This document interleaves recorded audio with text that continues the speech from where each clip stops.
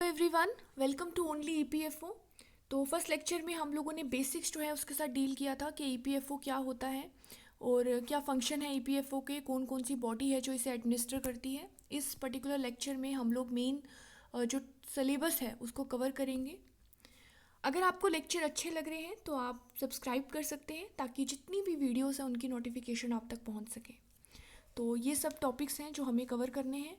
आज पर्टिकुलर जो है वो हम लोग लेबर लॉस के रिलेटेड डील करेंगे कि लेबर लॉस क्या होते हैं। फिर कमिंग लेक्चर्स में हम इंडस्ट्रियल रिलेशन, सोशल सिक्योरिटी और अदर टॉपिक्स को भी कवर करेंगे।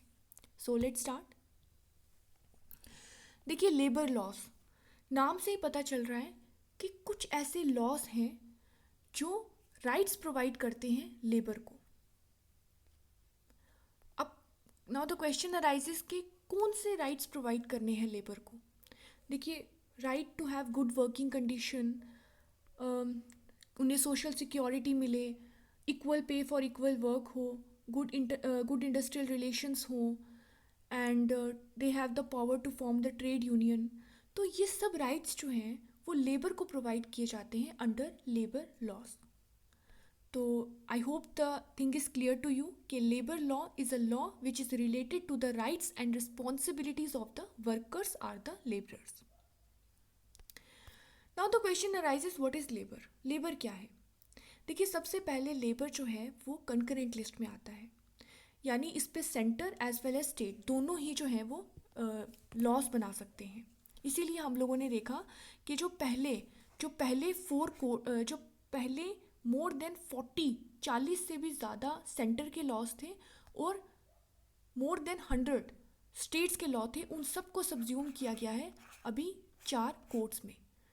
तो इट क्लियरली शो कि ये एक कंकरेंट लिस्ट है, तभी इस पे centre as well as state दोनों ही अपने अपने लॉस बना सकते हैं। और लेबर्स में weavers, handloom worker, fisherman, toddy tapper, leather worker, ये सब जो हैं ये लेबर की कैटेगरी में आ जाते हैं। और हमें पता है कि इंडिया में 90% जो लेबरर्स हैं वो अनऑर्गेनाइज सेक्टर में हैं। अब क्योंकि वो अनऑर्गेनाइज सेक्टर में हैं तो उनको बेनिफिट प्रोवाइड करने के लिए गवर्नमेंट ने बहुत से इनिशिएटिव्स लिए हैं। जैसे गवर्नमेंट ने unorganised worker social security act 2008 में बनाया और इस एक्ट के under national social security board बनाया गया। इस बोर्ड का काम ये था कि गवर्नमेंट को रिकमेंडेशन देना कि सोशल सिक्योरिटी के लिए कौन कौन सी स्कीम्स जो हैं वो अनऑर्गेनाइज सेक्टर के लिए बनाई जाए। जैसे पहली है हेल्थ और मेटर्निटी बेनिफिट। अब हेल्थ और मेटर्निटी बेनिफिट में हम लोगों ने देखा है कि गवर्नमेंट ने स्कीम बनाई है प्रधानमंत्री मातृ वंदना योजना। प्रधानमंत्री मातृ वंदना योजना के अंडर क्या है कि जो भी प्रेग्नेंट या लैक्टेटिंग वुमेन जिनकी एज 19 ईयर या 19 से अबव है उनको कैश ट्रांसफ़र होगा। इसी तरह लाइफ एंड डिसेबिलिटी कवर के लिए एक स्कीम है प्रधानमंत्री जीवन ज्योति बीमा योजना। जीवन ज्योति बीमा योजना, यस। ये स्कीम जो है ये लाइफ एंड डिसेबिलिटी कवर के लिए गवर्नमेंट ने लॉन्च की है। इसमें 2 लाख का डेथ इंश्योरेंस जो है वो प्रोवाइड किया जाएगा। नेक्स्ट है old age pension. Old age protection के लिए स्कीम लॉन्च की है गवर्नमेंट ने प्रधानमंत्री श्रम योगी योजना, प्रधानमंत्री श्रम योगी मनधन योजना, राइट। प्रधानमंत्री श्रम योगी मनधन योजना। इसमें ओल्ड एज प्रोटेक्शन प्रोवाइड की जाएगी अनऑर्गेनाइज्ड वर्कर्स को, उसके साथ साथ सोशल सिक्योरिटी जो अदर सोशल सिक्योरिटी बेनिफिट हैं वो भी प्रोवाइड किए जाएंगे।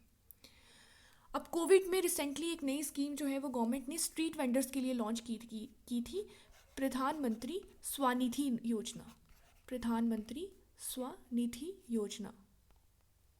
अब ये जो प्रधानमंत्री स्वनिधि योजना है ये स्पेसिफिकली स्ट्रीट वेंडर्स के लिए थी, टू मेक देम आत्मनिर्भर। प्रधानमंत्री स्ट्रीट वेंडर आत्मनिर्भर निधि योजना और निधि स्कीम जो है ये उनकी सेल्फ रिलायंस के लिए जो है ये स्कीम लाई गई थी। तो ये जितनी भी स्कीम्स हैं इनको हम एक सेपरेट वीडियो में कवर करेंगे जिसमें जो भी नई स्कीम्स लेबर्स या अनऑर्गेनाइज्ड वर्कर्स के रिलेटेड आई है उनको भी हम कवर करेंगे। सो अब हम लेबर के बारे में पढ़ रहे हैं, लेबर लॉस के बारे में पढ़ रहे हैं, तो इट्स वेरी इंपॉर्टेंट कि छोटी छोटी चीज़ें जो हैं वो हमें बिल्कुल बेसिक्स से जो है हमें सब चीज़ें क्लियर हों। इसीलिए लेबर डे कब सेलिब्रेट होता है, उसकी क्या थीम है, I think it's very important कि हमें ये बेसिक चीज़ें पता हों। देखिए लेबर डे जो है ये 1 मई को सेलिब्रेट होता है और इस डे को हम इंटरनेशनल वर्कर्स डे भी कहते हैं। और इसका मेन एम यही है कि सेलिब्रेट करें हम, इसको हम सेलिब्रेट करते हैं ताकि हम अवेयरनेस को स्प्रेड कर सकें पूरे वर्ल्ड में regarding the rights of the labourers. और 2022 की थीम है universal social protection to and child right. तो 22 में जो है वो चाइल्ड राइट्स के रिलेटेड जो है वो बात की गई थी और 21 में जो है वो लेबर वेलफेयर के रिलेटेड बात की गई थी। तो 2021 की जो थीम है वो है स्टैंड फॉर लेबर वेलफेयर और 22 की है universal social protection to and the child labour. और 2023 में अभी 1 मई नहीं आया है, तो जब भी थीम जो है वो 1 मई को आपको पता चलेगी तो आपको अपने नोट्स में उसको ऐड करना है। और अभी यूनियन लेबर मिनिस्टर जो हैं हमारे वो भूपेंद्र यादव जी हैं और मिनिस्टर ऑफ स्टेट जो है वो रामेश्वर तेली जी हैं। अब एक इम्पॉर्टेंट है कि 8 और मूवमेंट जो है वो लेबर से रिलेटेड है। देखिए लेबर के रिलेटेड एक 8 और मूवमेंट आई थी, इसमें कहा गया था कि 24 घंटे में से लेबरर्स जो होंगे वो 8 घंटे काम करेंगे, 8 घंटे उनका रिक्रिएशन के लिए होगा और 8 घंटे उनका रेस्ट होगा। तो ये जो मूवमेंट है 8 और मूवमेंट ये लेबर के राइट्स के रिलेटेड है। Next, ministry of labour and employment. देखिए ये जो ministry of labour and employment है ये ओल्डेस्ट मिनिस्ट्री है गवर्नमेंट ऑफ इंडिया की और इसका काम ही यही है कि जो ये प्रोटेक्ट करती है जो भी राइट्स हैं, जो भी इंटरेस्ट्स हैं लेबर्स के या जो माइनॉरिटीज़ हैं, जो deprive section of the society है उनको प्रोटेक्ट करती है। ये प्रमोट करती है कि वेलफेयर हो, एक वेलफेयर स्टेट को इंश्योर करती है, प्लस सोशल सिक्योरिटीज़ जो है लेबर फोर्स को both in organised as well as unorganise sector में प्रोवाइड की जाए। At present 4 labour related laws जो हैं वो सेंट्रल गवर्नमेंट ने अनैक्ट किए हैं जो रिप्लेस करेंगे more than 100 state law and more than 40 central laws को, जो डील करते थे मिनिमम वेजेस से रिलेटेड, सोशल सिक्योरिटी बेनिफिट से related, occupational safety and health, employment से रिलेटेड या इंडस्ट्रियल रिलेशन से रिलेटेड। नेक्स्ट, ये 4 लॉज हैं जो नए आए हैं जो रिप्लेस करेंगे earlier centre as well as state labour laws को। देखिए अभी तक ये लॉज जो है वो इम्प्लीमेंट नहीं हुए हैं, इनको पास कर दिया गया है लेकिन अभी तक ये इम्प्लीमेंट नहीं हुए हैं। क्यों नहीं हुए हैं? क्योंकि कुछ प्रॉब्लम्स हैं, वर्कर्स की तरफ से भी कुछ प्रॉब्लम क्रिएट किए जा रहे हैं और कुछ कंपनीज की तरफ से भी किए जा रहे हैं।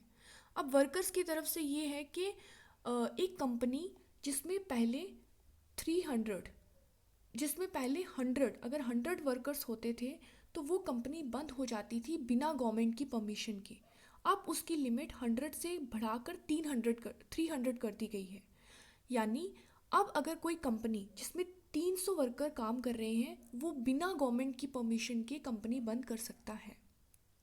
तो इससे जो है वो वर्कर के इंटरेस्ट हार्म हो रहे हैं, लेकिन गवर्नमेंट ने ये स्टेप इसलिए लिया है to promote the ease of doing business. तो वर्कर्स जो हैं वो इसलिए इस एक्ट के अगेंस्ट हैं। सेकंड, वर्कर्स जो हैं उनके लिए जो स्ट्राइक के प्रोविजंस थे उनको भी स्ट्रिंजेंट किया गया है। अब उन्हें 6 वीक्स जो है वो अर्लियर नोटिस लेना पड़ेगा स्ट्राइक से पहले ये सिर्फ असेंशियल यूटिलिटी में होता था, यानी जो वर्कर पानी वगैरह के डिपार्टमेंट्स में काम करते थे वहाँ पर ही ये 6 वीक का प्रोविज़न था, लेकिन अब सब में डाल दिया है। तो वर्कर्स जो हैं वो इस चीज़ के भी अगेंस्ट हैं। अब कंपनीज़ क्यों प्रॉब्लम क्रिएट कर रही हैं? कंपनीज इसलिए प्रॉब्लम क्रिएट कर रही हैं कि पहले जो प्रोविडेंट फंड था उसमें जो कंट्रीब्यूशन था वो कम था, अब प्रोविडेंट फंड में कंट्रीब्यूशन बढ़ा दिया गया है। हमें पता है प्रोविडेंट फंड में जो कंट्रीब्यूशन है वो एम्प्लॉय भी करता है और एम्प्लॉयर भी करता है, तो अब इनको ज़्यादा पे करना पड़ेगा, इनको ज़्यादा देना पड़ेगा, तो कंपनीज इसके भी अगेंस्ट हैं। तो ये कुछ प्रॉब्लम है जिनकी वजह से आज भी ये 4 लेबर लॉज जो हैं वो इम्प्लीमेंट नहीं हो पाए हैं।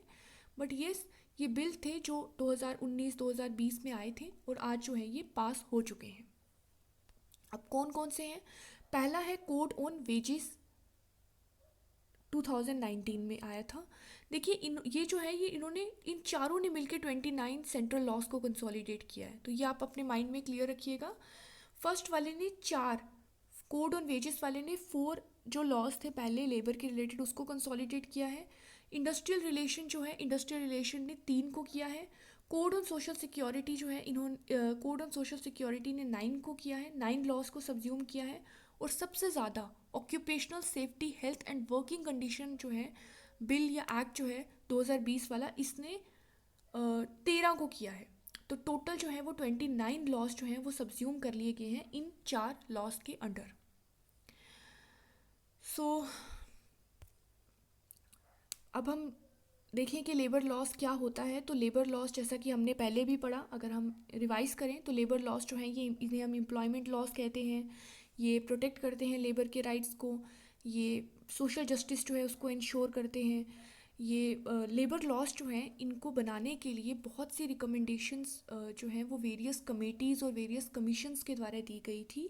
और बहुत सी कमेटीज़ और बहुत सी कमीशंस को सेटअप किया गया था ताकि पर्टिकुलर लेबर लॉस जो हैं उनको बनाया जा सके। जैसे first national commission on labour 1969 में बनाया गया था अंडर जस्टिस गजेंद्र गटकर। और फिर national commission on rural labour आया 1991 में। फिर second national commission on labour आया अंडर श्री रविंद्र वर्मा 2002 में। फिर national commission for enterprise in the unorganised sector 2009 में आया डॉक्टर अर्जुन सेन गुप्ता के अकॉर्डिंग। तो हो सकता है कि मैच द कॉलम में ये कमीशंस दे दें और इनके सामने डेट दे दें कि आप इनको अरेंज कीजिए कि कौन सा कमीशन कौन सी ईयर में आया था। तो इस तरीके से ये क्वेश्चन आ सकता है। तो अगर आप एक बार गो थ्रू करेंगे 2-3 बार तो आपको ये याद हो जाएगा। Now what is the objective of labour law. ये जो लेबर लॉ बनाए जाते हैं क्यों बनाए जाते हैं, देखिए बहुत बेसिक है। क्यों बनाए जाएंगे, ताकि सोशल सिक्योरिटी प्रोवाइड की जा सके, ताकि इंडस्ट्रियल पीस हो, ह्यूमन राइट और ह्यूमन डिग्निटी को इंश्योर किया जा सके, इनके वर्कर्स के राइट्स को इंश्योर किया जा सके, इनके राइट्स को प्रोटेक्ट किया जा सके, इंडस्ट्रियल डिस्प्यूट रेजोल्यूशन मैकेनिज्म हो, इंडस्ट्रियल रिलेशंस को स्ट्रेंथन किया जाए, उन्हें वर्कर्स को एक्सप्लॉइट ना होने दिया जाए। तो यही रीजंस हैं जिनकी वजह से लेबर लॉज जो हैं उनको बनाया जाता है। नाउ दिस इज़ इम्पॉर्टेंट कि क्या प्रिंसिपल्स हैं लेबर लॉज के। देखिए सबसे पहले है प्रिंसिपल ऑफ प्रोटेक्शन। हमें पता है कि इन लेबर लॉज के अंडर ही उनको प्रोटेक्ट किया जाता है, उनके इंटरेस्ट को प्रोटेक्ट किया जाता है जो खुद अपने इंटरेस्ट को प्रोटेक्ट नहीं कर पाते हैं। सेकंड है सोशल जस्टिस, कि समाज में ये जो लेबर हैं इनको, इनके साथ इनइक्वालिटी ना हो, इनको डिस्क्रिमिनेशन फेस ना करनी पड़े, इसीलिए लेबर लॉज बनाए जाते हैं। थर्ड है प्रिंसिपल ऑफ रेगुलेशन, जो रिलेशनशिप है एम्प्लॉयर, एम्प्लॉई और गवर्नमेंट के बीच में उसे प्रॉपरली रेगुलेट किया जाए।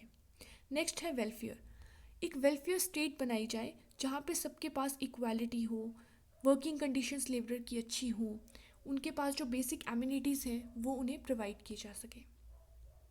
नेक्स्ट है प्रिंसिपल ऑफ सोशल सिक्योरिटी। देखिए सोशल सिक्योरिटी को हम 2 ब्रॉड कैटेगरीज में पढ़ते हैं। पहला है इंश्योरेंस लॉ और दूसरा है असिस्टेंस। इंश्योरेंस उस स्पेसिफिक पर्सन को दिया जाएगा, उस वर्कर को दिया जाएगा, और जो असिस्टेंस है वो उनकी फैमिली मेम्बर तक भी एक्सटेंड होता है क्योंकि ये असिस्टेंस है। तो सोशल असिस्टेंस लॉ बनाए जाते हैं और सोशल इंश्योरेंस लॉ बनाए जाते हैं under the social security for the unorganised sector of the workers. Next आ जाता है प्रिंसिपल ऑफ इकोनॉमिक डेवलपमेंट। देखिए हमें पता है कि इकोनॉमिक डेवलपमेंट कब होगी किसी भी कंट्री की, जब वहाँ पर इंडस्ट्रियल पीस होगा। और इंडस्ट्रियल पीस कब होगा, जब प्रॉपर डिस्प्यूट रेजोल्यूशन मैकेनिज्म होंगे, जब वर्कर्स पार्टिसिपेट करेंगे मैनेजमेंट में, डिसीजन मेकिंग में, जब अनफेयर प्रैक्टिसेस को प्रोहिबिट किया जाएगा, जब कंटिन्यूस पीरियोडिकली स्ट्राइक्स और लॉकआउट्स नहीं होंगे, तो उस टाइम पे कंट्री जो है वो स्मूथली चलेगी, क्योंकि इंडस्ट्री स्मूथली चलेंगी। और जब इंडस्ट्री स्मूथली चलेंगी तो प्रोडक्शन, डिमांड, सप्लाई ये सब नॉर्मल काम करेंगे, ताकि कंट्री की जीडीपी जो है उसकी ग्रोथ हो सके। जीडीपी ग्रो होगी तभी कंट्री ग्रो होगी और तभी इकोनॉमिक डेवलपमेंट होगा। तो उसके लिए इंडस्ट्रियल पीस होना बहुत इंपॉर्टेंट है, और इंडस्ट्रियल पीस को इंश्योर करने के लिए लेबर लॉस होने बहुत ज़रूरी है। So this is all about today's lecture. Thank you so much. अगर आपको लेक्चर अच्छा लग रहा है तो आप सब्सक्राइब कर सकते हैं ताकि कमिंग वीडियोज़ की नोटिफिकेशन आपको मिल जाए। Thank you so much.